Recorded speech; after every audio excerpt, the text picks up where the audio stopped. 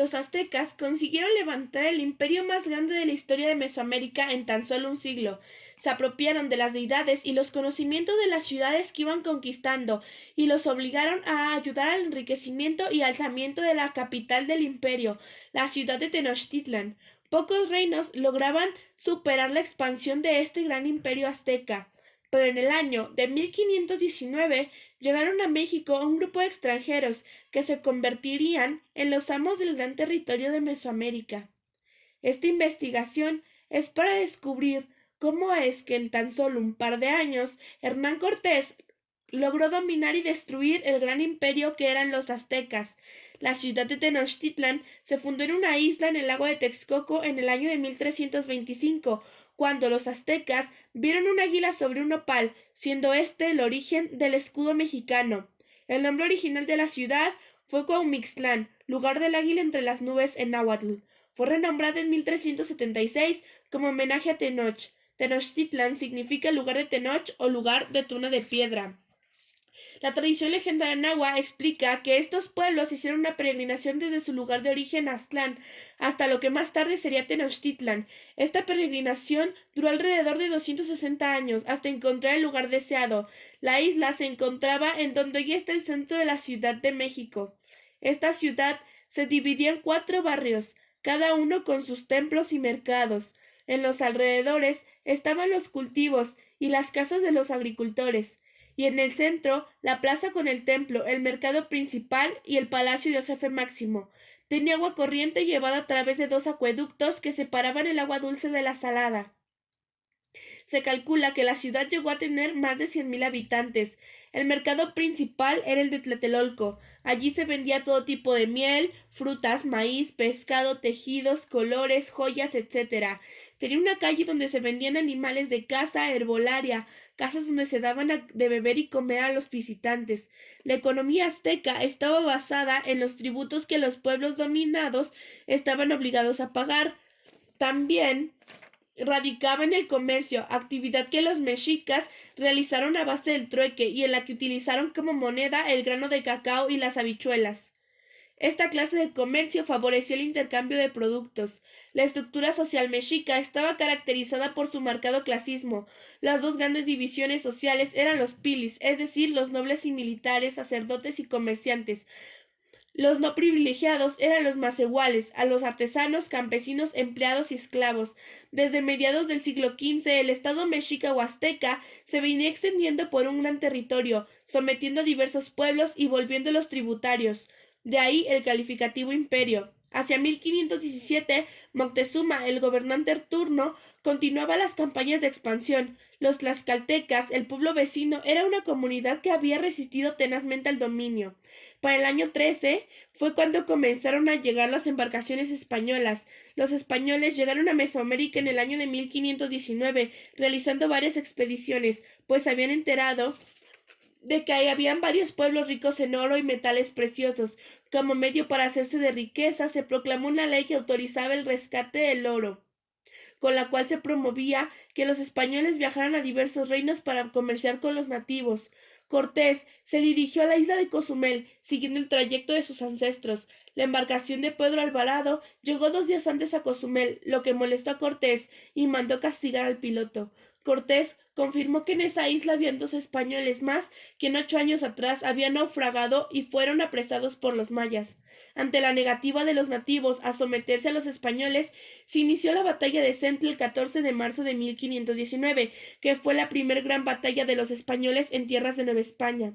Los españoles lograron la victoria gracias a la superioridad en armas y en especial al temor que los nativos le tenían a los caballos.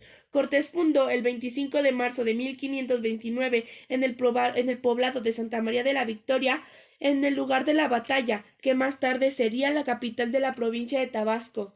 Una vez vencidos, los mayas chontales entregaron como prenda de paz a 20 mujeres, entre las que se encontraban como esclava una chica de nombre Malinali o Malinche Tenepatl, la cual fue bautizada como Doña Marina por los españoles y Malintzin por los indígenas, quien se convirtió en intérprete maya náhuatl y el otro intérprete Jerónimo Aguilar del maya al español. Malintzin se convertiría en figura medular de la conquista, no solo por ser intérprete invaluable, sino porque con su presencia y actuación fue personaje clave en el surgimiento de una nueva raza.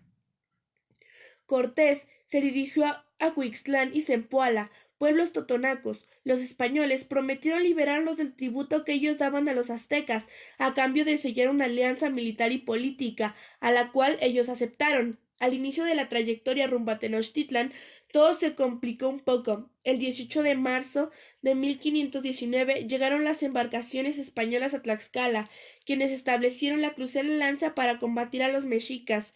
Antes de dirigirse a Tenochtitlan, llegaron a Cholula. Los cholultecas planeaban emboscar a los españoles, pero estos lo descubrieron, y Cortés capturó a los líderes cholultecas, lanzando un ataque preventivo, lo cual sería la matanza de Cholula. Más de 5,000 hombres murieron bajo el acero de las espadas españolas y la furia de sus aliados tlaxcaltecas y teutonacas.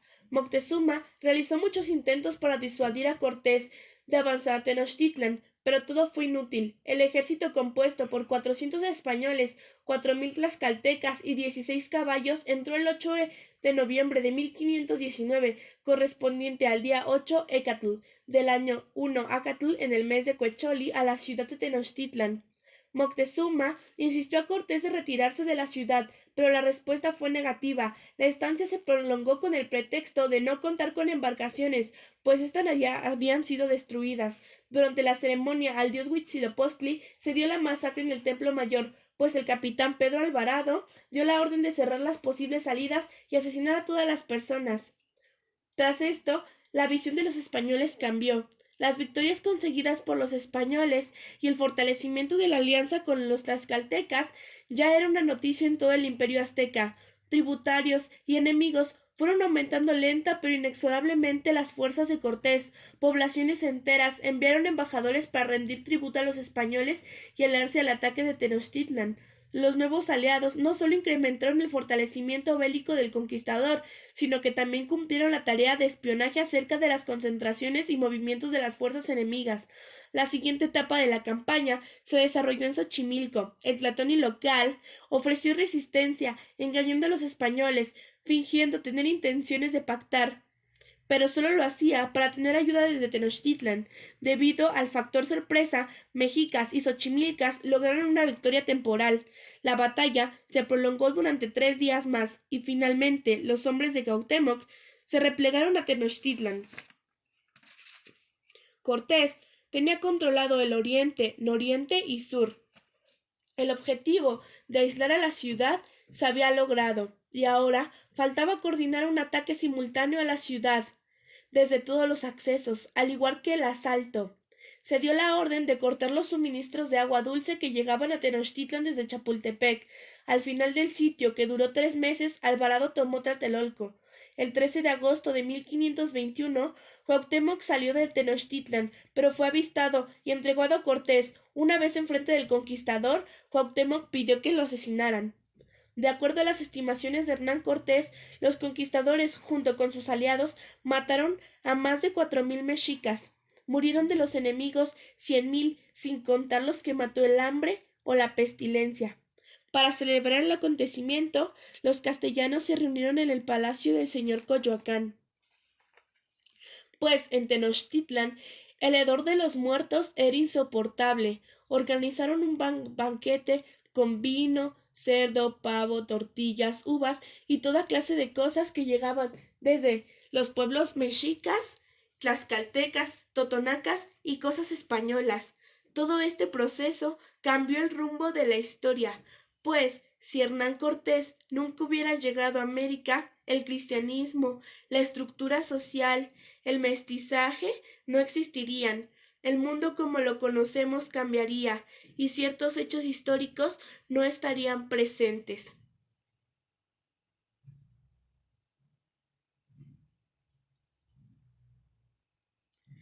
El 13 de agosto de 1521, heroicamente defendido por Cuauhtémoc, cayó Tlatelolco en poder de Hernán Cortés. No fue triunfo ni derrota, fue el doloroso nacimiento del pueblo mestizo que es el México de hoy.